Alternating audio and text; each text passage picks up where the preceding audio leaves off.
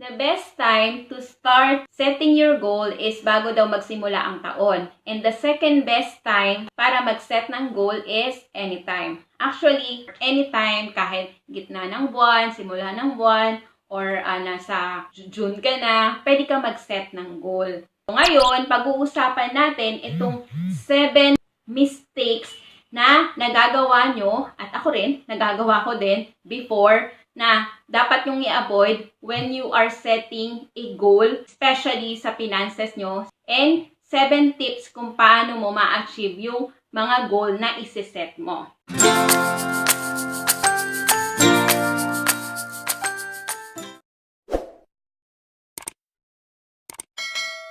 Agad-agad, diretso na tayo sa 7 mistakes. Number 1 is, medyo late ko na rin itong na-realize. Nami-misunderstood yung SMART goals. Sino sa inyo yung nagpa-follow ng SMART goal? Yung acronym na SMART. Specific, measurable, attainable, relevant, and time-based. Sino sa inyo yung nagpa-follow nun? Na-achieve nyo ba yung goal nyo by following it? Ako hindi. Based sa aking experience, okay, dapat naman talaga specific tayo lalo na sa gusto nating maipon, gusto nating simulan ng investment, specific tayo sa amount, measurable yon, dapat attainable din, and then dapat meron din tayong deadline kung kailan natin gustong ma-achieve yung ipon goal natin. Pero, wag nating i-limit yung sarili natin. Wag nating kalimutan na meron pang mas powerful kaysa sa atin, di ba? Pwede kasing meron kang biglang blessing na dumating na hindi mo inaasahan. Siguro, you work hard, nagawa mo yung lahat para sa trabaho mo or sa business mo, and then may biglang blessing, and then eventually, mas mataas siya dun sa sinet mo na goal. Diba? So, wag natin ilimit yung pwedeng ibigay ng universe sa atin na mga blessings. Ako, pag nagsiset ako ng goal, like kunwari, I want to earn 100,000 every month or more. Hindi very specific. Hindi ko na nililimit kasi before parang eto lang, certain amount lang. Baka mas beyond pa doon yung ibigay sa akin na blessing para makapag-ipon ako ng mas malaki or makapag-invest ako ng mas malaki. So, go! Yun yung gawin mo. So, nami-misunderstood natin yung SMART. Isa din sa natutunan ko, medyo corny siya, pero yung way kung paano mo ma-achieve yung goal na yun, dapat daw loving way. So, yan yung pwede nyong idagdag instead of i-follow nyo lang yung SMART. Okay? Yung acronym na SMART. Number 2 na mistake, setting too many goals. Sa ipon goal, baka nag-set ka na gusto mong mabayaran lahat ng utang mo, gusto mong mag-create ng emergency fund, gusto mo na magsimula ng long-term healthcare, gusto mo mag-start sa mutual fund. So, sobrang dami mong goal na sinet na hindi mo na alam kung ano yung uunahin mo. Okay? Paano mo babaguhin to or paano mo i-change to. Okay? In-English ko lang. Okay. So, instead of setting too many goals na hindi naman na-achieve, mas maganda kung mag-set ka na lang ng 1 to 2 goals. Kung sisimula ka pa lang na mag-ipon, mas maganda kung mag-focus ka muna sa isang goal. Like, kunwari, kung gusto mo talagang mabayaran na yung utang, so yun muna yung i-focus mo ngayong taon. Kasi pag masyado kang maraming sinet na goal, tapos hindi mo alam kung ano yung i-focus mo dun sa mga goals na sinet mo, wala ka rin ma-achieve. So, mas okay na yung konti lang yung goals mo, pero na-achieve mo, kaysa naman sa sobrang dami ng goals mo, pero ni isa, wala kang na-achieve. So, focus ka lang sa isa, and then, kapag na-achieve mo siya in the middle of the year, edi saka mo gawin yung yung susunod na goal. Ganun ako, 3 goal lang yung, kasi medyo tagal na rin naman ako nag-iipon at nag-invest. So, 3 yung sineset ko na goal sa bawat area ng buhay ko. Number 3 na mistake na madalas nagagawa natin is stopping at the goal and not breaking it down. Siguro nung 2012, mga ganun, medyo hindi pa ganun ka lawak yung knowledge ko, yung mga nalalaman ko, sinusulat ko lang siya. Kasi sabi nga, isulat daw yung goal. Natutunan ko, abang tumatagal, sabi ko, bakit ganun? 3 taon na ako nagsiset ng goal, sulat ako ng sulat ng goal, hindi ko naman na-achieve yung mga goal na sinulat ko doon. Kailangan mo i-break down yon, yung mga goal mo na yon, and then, ano yung mga maliliit na action-based goal yung kailangan mong gawin para ma-achieve mo yung big goal mo. Kung mayroon kang sinet na 1 goal, like kunwari nag-set ka ng gusto kong makaipon ng 60,000 this year. Kunwari para siya sa emergency fund mo. Yan. So, ano yung dapat mong gawin? Yung mga baby steps na mga dapat mong gawin, i-breakdown mo yun. Diba, para magkaroon ka ng 60,000, dapat makapag-save ka ng 5,000 every month. Kung 5,000 every month, kinumpute mo siya sa sweldo mo, meron ka pang masisave na 5,000. Lumalabas na 2,000 lang yung kaya mong isave. So, kulang pa ng 3,000. Siyempre, hindi ka mag-i-stop dun. Huwag kang ma-stuck lang na porket kulang yung sweldo mo, wala ka nang gagawin na paraan. Kasi may goal ka eh. Gusto mong ma-achieve yan ngayong taon. So, ang gagawin mo, okay, paano ba ako magkakaroon ng 3,000? That's the time na mag-iisip ka na magkaroon ka ng extra income. Para yung 3,000 na extra income mo, pandagdag mo dun sa savings mo. So, ano yung mga gagawin mo para magkaroon ka ng extra income?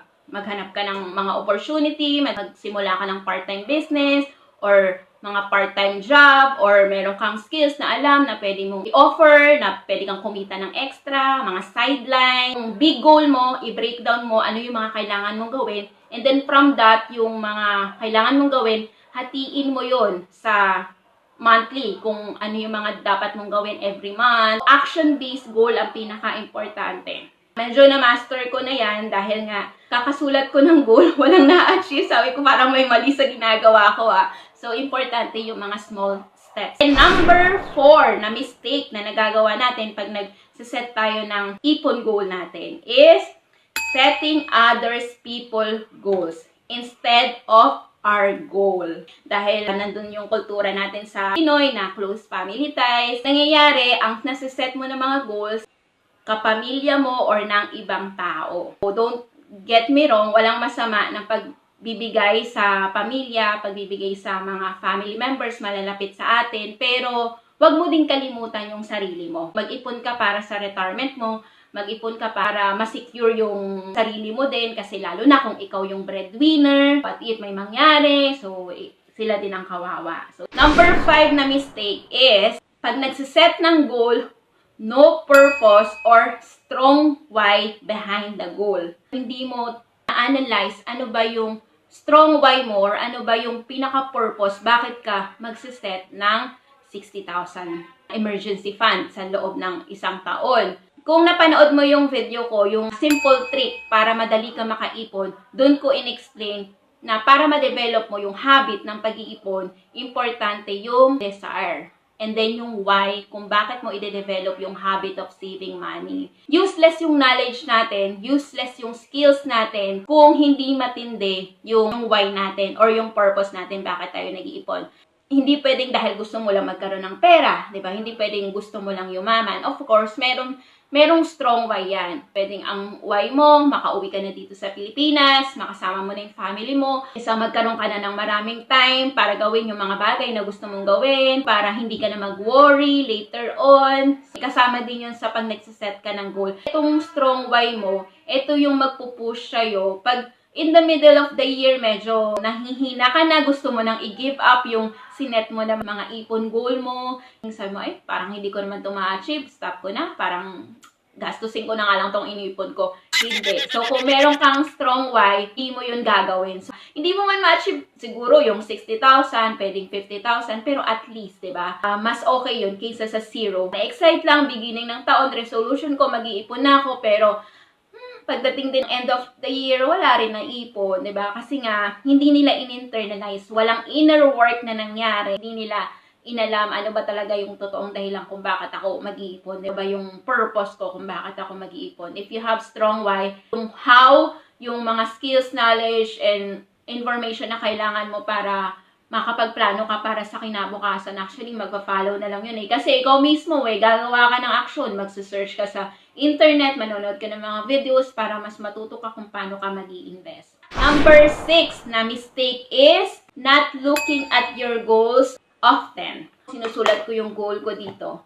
So, every time na pag-gising ko lang umaga, pag magsisimula na akong magtrabaho, lagi ko yan tinitingnan. So, isa din yun sa pagkakamali ng marami sa atin na pagkalagitnaan na ng taon, ayun, nawawala na tayo dun sa goal natin. Make sure na everyday or kahit siguro once a week, titingnan mo siya. To assess kung nasan ka na, kung ilan na ba naiipon mo ngayong buwan, magkano naiipon mo, ilan na lang yung kailangan mo ipunin para sa susunod na buwan. So, para ma-check mo kung nasan ka na, matrack mo kung nasan ka na dun sa goal mo. Magaling lang mag-set ng goal sa umpisa, pero after nun, ako din ganyan dati. Sa umpisa lang ako, excited ako.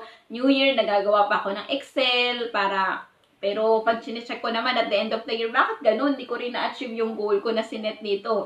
Nakaspecific pa yan. Magkano yung dapat ko i-save every month. Hindi rin siya nasusunod. So, i-check nyo yung improvement nung pag-achieve nyo ng mga goal. Okay? And then, pag tinitingnan mo rin kasi siya madalas, nakafocus ka doon. So, hindi ka madidistract sa mga ibang papakita sa'yo na mga distraction or mga challenges or baka may ibang opportunity na akala mo para sa'yo pero hindi naman. So, anong nangyayari na lilihis ka na dun sa pinaka-goal mo. Number 7 and the last mistake na nagagawa natin pag nagsiset tayo ng goal is, halos nasabi ko na to kanina, not taking action. Siguro, ang dahilan din kung bakit hindi ka nakapag-take ng action, hindi mo alam kung paano mo ma-achieve yung goal na yun. Magbigay ka ng oras na para isipin ano yung mga dapat mong gawin para ma-achieve mo yung goal mo. Let's say, yung 60,000 emergency fund.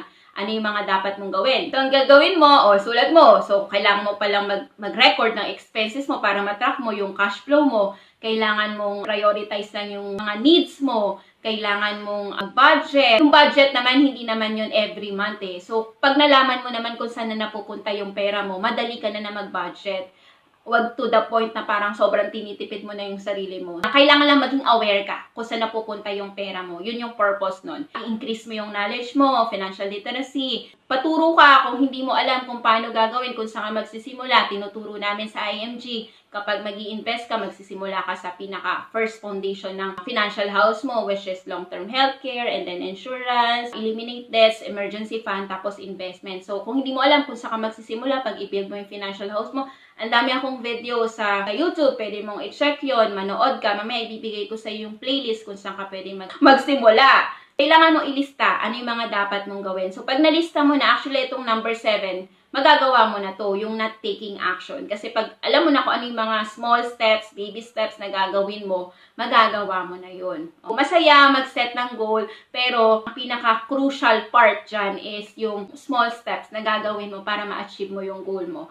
Kailangan nyo siyang isulat. Kasi 'di ba 42% daw more likely na ma-achieve mo yung goal mo kapag sinusulat mo siya. Parang ang hirap gumalaw kapag wala kang to-do list, wala kang planner. Parang nagiging random lang yung mga gagawin mo kasi hindi ka nakafocus. Kala nyo parang wala siyang effect pero may effect yan sa habit nyo. Kala ng iba na may magic, merong yung iba swinerte lang kung bakit sila naging mayaman, bakit sila naging successful.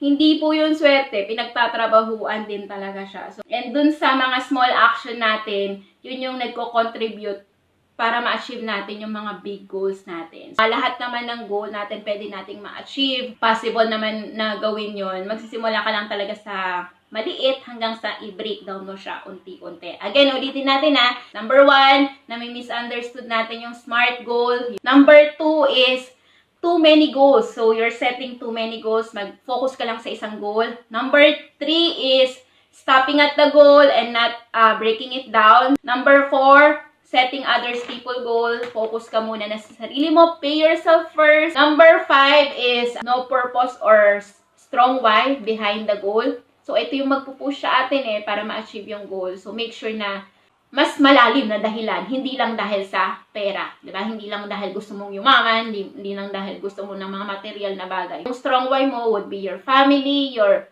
baka may charity ka na tinutulungan, or baka mayroon kang greater purpose pa para doon. Number 6 is not looking at your goals often. Number 7, mistake is not taking action. So, you have to take baby step na mga action. So, and so far, kung sa tingin nyo, nakatulong itong mga sinabi ko, palike naman, di ba?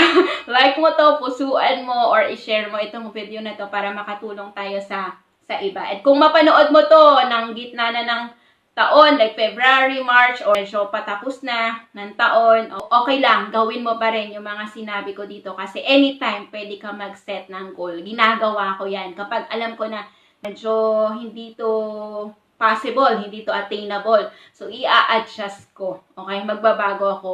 Yun yung kailangan nyo ring i-adapt. Kailangan flexible kayo parate. Diba? Adjust kapag medyo hindi siya effective, hindi siya gumagana. Huwag mong baguhin yung goal, pero pwede kang magbago ng paraan kung paano mo ma-achieve yung goal mo. Kung first time mo napanood ang video na to at gusto mong matutunan kung paano ka mag-ipon, paano ka mag-invest. So, meron akong playlist sa channel ko na ginawa. Sunod-sunod yun na makakatulong sa'yo para ma-achieve mo yung ipon goal mo this 2020. Ngayon, ilalagay ko sa comment section, panoorin mo yung link. Tapos, may mga related videos din ako na ilalagay doon.